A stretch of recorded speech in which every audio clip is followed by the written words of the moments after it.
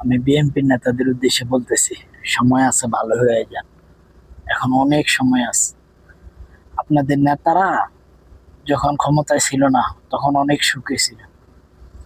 এখনো আওয়ামী লীগ থেকে টাকা নিয়ে আরো চৌডাবল সুখে আছে। সিঙ্গাপুর, ইতালি, আমেরিকা, লন্ডন বিভিন্ন জায়গায় বাড়িঘর করতে আছে। আর বিএনপি ক্ষমতা আসার আগে বা এখনো ক্ষমতা না আসতে যা করতেছে বিএনপির নেতা কর্মীরা, যেভাবে লন্ডনে অমুক জায়গায় তমুক জায়গায় বাড়িঘর করা শুরু করছে, ক্ষমতা আসলে না জানি কি করে। তারা বলতেছে এখন আওয়ামী লীগের ক্ষমতা আনতে। যদি আওয়ামী লীগের ক্ষমতা আনে, একটাবার চিন্তা করছেন আপনাদের কি অবস্থাটা হবে?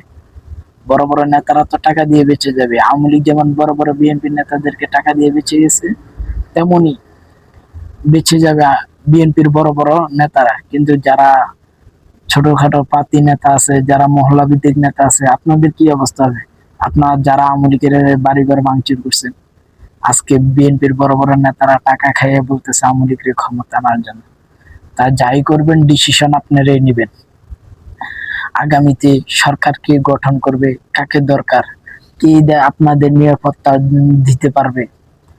যদি মনে করেন বিএনপি ক্ষমতা আসবে, আওয়ামী লীগের সাথে করে আসবেন, আপনারা সুখে থাকবেন, তাহলে এটা মনে রাখেন, আওয়ামী লীগ যেমন এখন বিএনপির টাকা দিয়ে সুখে আছে বড় বড় নেতারা, তেমনি বিএনপি আবার যখন ক্ষমতা হারাবে, আওয়ামী লীগ যখন ক্ষমতা আসবে, তখন বিএনপি করবো।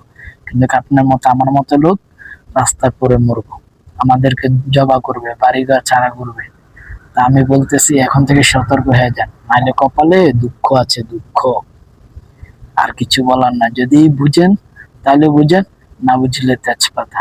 আমাদের বিবেক খাটিয়ে কাজ করবেন, আগামী নির্বাচনে ভোট দিবেন, জয় করবেন যাকে আপনি ভালো মনে করবেন। এটাই আমি আশাবাদী।